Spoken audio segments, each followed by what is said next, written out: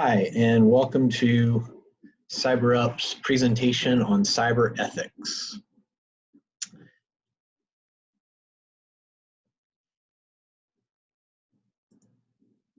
Today on our agenda, what is cybersecurity?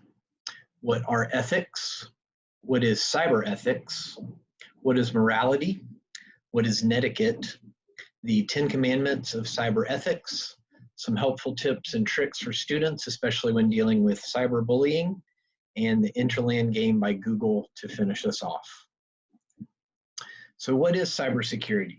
Cybersecurity is the practice of protecting systems, networks, and programs from digital attacks. And why is it important that we protect these systems? Because from communicating via email or instant message to traveling, banking, shopping, and even school, nearly every aspect of our lives revolves around the cyber world. Because the internet is so widely used, protecting vital information in the cyber world is not only our personal responsibility, but a necessity to preserve our national security. So to get you started with cybersecurity, you need to understand three main ideas: confidentiality, integrity, and availability. These three ideas inform all cybersecurity decisions made by an organization. Definitions following on the next slides. So for confidentiality, this is the expectation that the person or organization entrusted with your data will keep it a secret and will only allow you to access it. So it just means that you are the only authorized user of that data and the only one that can access it. Then speaking of data, again, integrity refers to the actual data itself. This data needs to remain the same, be not manipulated or changed or have errors or bugs in it. So that's the second tenet of the triad, is that your data and your information is kept safe and secure and unavailable from change. Then availability is the last in the triad, and this refers to your ability to access that information or data at any point, anywhere that you can access an internet on a computer or a device. And then they left out one more important piece of the puzzle that I feel is crucial, but for some reason was left out of the triad, and that is non-repudiation. So non-repudiation is the promise that someone cannot deny the authenticity of something. It's a legal concept that's widely used in information security and refers to a service which provides proof of the origin of data and the integrity of that data. As you might imagine, without this crucial addition to the triad, there would be no point in having cybersecurity. If you can't identify the source of the breach or the threat, you cannot fight against them. So moving on, what are ethics exactly anyway? Ethics is a long definition. It's a system of moral principles or the rules of conduct recognized in respect to a class of human actions or a particular group or culture, moral principles as of an individual. So a decision is considered moral when it conforms to the rules of right conduct. In other words, if an action violates the rights of others, the act itself may be considered immoral or unethical. Cyber ethics, to be more specific, is the philosophic study of ethics pertaining to computers, which includes user behavior, what computers are programmed to do, and how this affects individuals and society. For years, various governments have enacted regulations while organizations have defined policies about cyber ethics. Either way, whether you're following your government's rules on cyber ethics or your organization's rules on cyber ethics, they are crucial to include in your programming and in your behavior online so that everyone is treated fairly and considerately and treated like a human being. The basic rule, to sum up that last longer slide, is don't do something in cyberspace that you would consider wrong or illegal in everyday life. And that can cover all sorts of different things, whether you're talking about downloading movies or games, or you're talking about using proprietary software. The list goes on. Just basically, if it could be considered illegal in your real life, then you don't want to do it on the computer either. So cyber ethics is all about morality, and morality is defined as the whole of opinions, actions, and decisions with which people express what they think is good or right. And you can see the Disney cartoon character there with the angel on the one shoulder and the devil on the other shoulder. So he's having to decide between the right and the wrong decisions. Moral principles are things that are right and wrong, and they can be a universal law. So for example, a universal law is lying is wrong. Another one is don't litter. Another one, don't steal. And last, don't kill. And you'll notice when we get to the 10 Commandments of cyber ethics that many of these moral rules and moral laws have similarities to the 10 Commandments. If you're a Christian, you'll recognize some of these things that we're going to go over in just a few slides. So what are some morals that you live by? Grab a pen and paper, jot down some ideas of different morals that you live by in your everyday life, or that you live by in your computer life, in your internet life. So cyber ethics is based on moral principles. The moral rule can do the most good for the greatest number of people. And this is a cost versus benefit of a moral action. The cost should not outweigh the benefits. And there you see you've got a scale with right and wrong on either side and ethics in the middle. And if you tip it too far either way, then you're going to see consequences of having the right ethics, which are good, or having the wrong ethics, which are bad. So moral principles, again, are based on consequences, and the action can be solely judged on its consequences and if they are right or wrong. You can see in the picture there the right way and the wrong way. Now, ethics, another definition, the process of reflection on what is moral. It can also be considered the process by which we find the right kind of morality. So you see the guy there, he's got 3 different pathways in front of him, and he's reflecting on what is the most moral pathway to take for his future steps. Now, specifically, cyber ethics is the study of ethics pertaining to computers, and it covers, like I said a few slides ago, user behavior, what computers are programmed to do, and how this affects individuals and society. Laws do not always dictate what is ethical. And here I use the example of Rosa Parks. Rosa Parks sat in the front of the bus, even though she knew it was against the law. She was tired and she didn't want to sit in the back. And while we know that today this was a completely ethical and proper and appropriate move for her to make in order to challenge an unjust law, at the time she was arrested and put in jail and treated very poorly. So here we can see that laws and ethics aren't always the same thing, and they can actually be very different in their purposes. So the law sets minimum standards of behavior, while ethics sets the maximum standards. I think that's a really good quote by Dr. Ava Shasurudu. Not sure how to pronounce her last name, but basically, ethics can be higher and more important than laws. Not all of your laws are based on ethics, and not all ethics have laws that refer to them. All right, so now we are on to Netiquette. In Netiquette, these are rules, much like etiquette in human behavior, that you want to pay attention to. So number 1, remember the human. Never forget that the person reading your mail or posting is a person with feelings that can be hurt. Rule number 2, adhere to the same standards of behavior online that you follow in real life. That one is pretty straightforward and we've mentioned already. Rule number 3, know where you are in cyberspace. So know that whatever website you're going to is safe, or if you're on the dark web, know what you're doing on the dark web so that you're safe. Just be aware of where you are in cyberspace so you don't get stuck in a trap or in a place where you could accidentally download a virus or malware. Respect other people's time and bandwidth. That's pretty straightforward.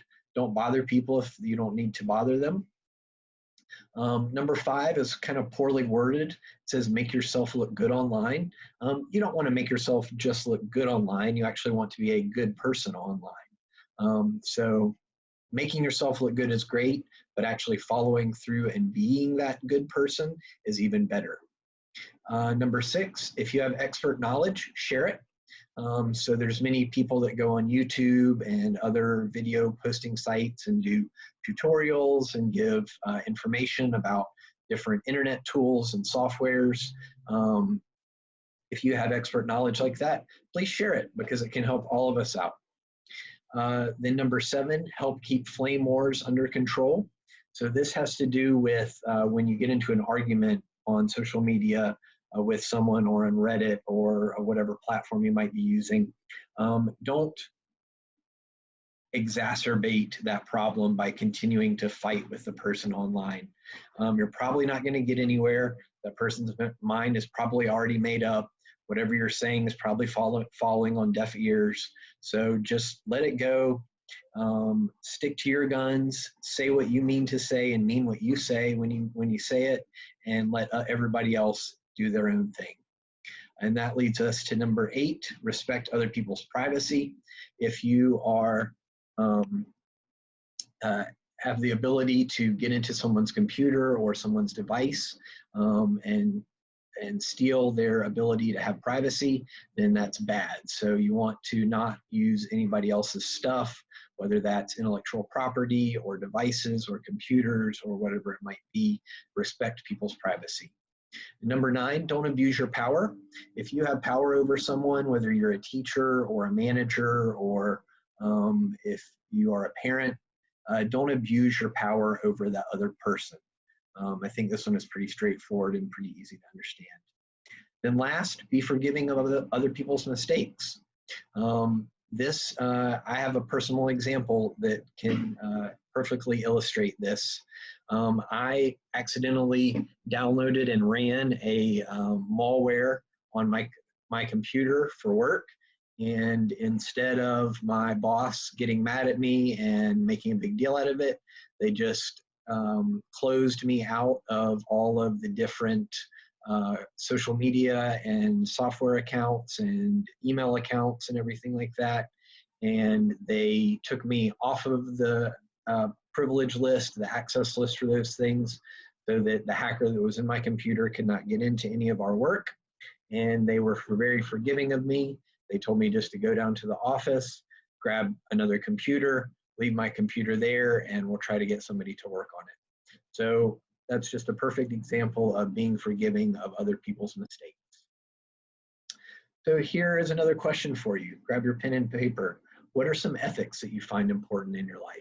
Now that you know the difference between morals and ethics and how they can overlap and how laws can be based on them as well, what are some ethics that you find important in your life? And now we move on to the 10 commandments of computer ethics. So don't use a computer to harm other people. That's really straightforward. Don't interfere with other people's computer work. So if somebody's working on something and they leave their laptop open or computer open, don't go and mess with their stuff. Don't snoop around in other people's computer files. That one is pretty straightforward. If a computer or device is left open, don't go messing around in it and trying to find other people's personal stuff, personal information. Don't use a computer to steal. Don't use a computer to lie. And then don't copy or use proprietary software for which you have not paid. So there's many proprietary softwares out there, like Apple iOS is a proprietary software. So you do not want to copy or use that type of software if you have not paid for it. Number 7, don't use other people's computer resources without authorization or compensation. So the authorization part means that you should not be in someone else's computer unless they have given you permission to do so, which I had to do whenever my computer got hacked. I had to call Microsoft and allow them authorization into my computer to try to fix it. And then also don't use other people's computer resources without proper compensation. When I let that Microsoft technician into my computer, I had to pay them to fix the problem that I had found or that I had stumbled upon. Next, do not appropriate other people's intellectual output or property. If you didn't make it up or come up with it, don't claim that it's yours. Many of these slides came out of my head. Some of them came from another presentation. Others came from different definitions and different websites that I found online. So I am not claiming that any of this information is mine. Basically, that is my disclaimer that this information was gathered off of the internet from various websites. And number 9, think about the social consequences of the program you are writing or the system you are designing. So this has to do with what are the consequences that can happen outside of the computer in a social setting to a person if you do not program correctly or design your system correctly. Then last, thou shalt always use a computer in ways that ensure consideration and respect for your fellow humans. So that one's pretty straightforward. Always be considerate and always be respectful of your fellow human beings. And that brings us to our next topic, which is user behavior. So like we've said before, it should be the same in everyday society as it is on the computer. Users tend to think that their behavior does not matter when they're provided with a false sense of anonymity online. And some examples of this are cyberbullying, system hacking, and copyright and downloading. So now to get into more to cyberbullying. When a child encounters cyberbullying, they should tell a trusted adult and keep telling them until they take action. Sometimes it takes more than one time to convince an adult that there's a problem. Avoid opening, reading, or responding to messages from cyberbullies. So just don't give them the time of day. Just don't give them any of your energy. Don't open or read or respond to their messages. But do keep those messages from the cyberbullies. They could be used by law enforcement or by your school to take corrective action. And then last, you can use software to block bullies if they encounter them through chat or IM or through social media. So this is something that I think all of us have had to do at one point or another, is block somebody on social media or on a chat app because we didn't like what they were saying or they were harassing us or cyberbullying us. So you can always use the block option, and it's a great option. Now to continue this cyberbullying, there's 2 reasons that children fall prey to cyberbullying. And that is, like I said before, a feeling of anonymity. They think they cannot be identified, so they try to get away with more. And then distance also affects them because they cannot see the consequences of their actions online or on the computer or device. So they think they aren't actually harming anyone else. So just because they're far away from them and they can't see them and they don't interact with them interpersonally, they don't think that they're actually causing any harm or doing anything wrong. And this is all problems in cyberbullying. Now, to move on from cyberbullying, another issue that kids have that's an ethical issue has to do with copyrights and downloading. So people oftentimes will download software or movies or music or whatever it might be for free from a website that's actually illegal. This is against the law. It's immoral and it's unethical. Children might not always know what this is. They might not know what this C stands for. So it would be a good time to educate your kids and educate yourselves on copyrights and trademarks and how not to abuse them. And this also has to do with downloading. They think that if other people are using that software or that program, that they can use it too, just because that other person is. So no matter what other people are doing, you always have to do the right thing for yourself. Now, crime and punishment. Children oftentimes don't believe that they will get into any real problems from not paying attention to cyber ethics. It has become very easy with non-repudiation to track the origin of the individual that is being bad online. So there is not nearly as much anonymity as a child might think. Now, in dealing with your children on cyber ethics and on cyberbullying, there's three things that you can do to help. The first is communication. So take the time to talk with our children about acceptable and unacceptable online behavior. Children need to understand that their actions can impact others and that they should practice the same etiquette online as they would in the real world. And you can make comparisons between online and real world ethics and point out that they are in reality the same thing. Then as an adult or as a instructor or a teacher, you can model proper behavior by modeling ethical behavior and pointing out areas where ethical behavior makes a difference when you're using your computer or your device. And then last, if you want to take it to an extreme, you can sign a contract with your children that outlines the type of behavior that you expect, as well as the consequences for breaching the contract.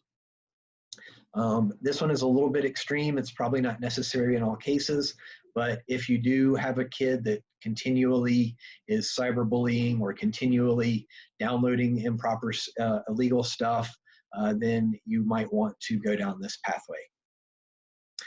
So now there is a game out that Google has come up with called Interland. You go to www.interland.com. I'm not going to pull it up on the screen because it takes up so much memory. It's really slow.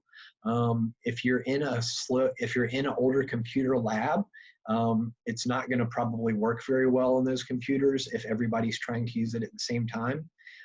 So I would say when you're at home and you have some time, look up Interland. It's the first thing that pops up if you Google Interland, and there's 4 different games in there that deal with staying secure online and what you're posting online and different things that have to do with cyber ethics as well.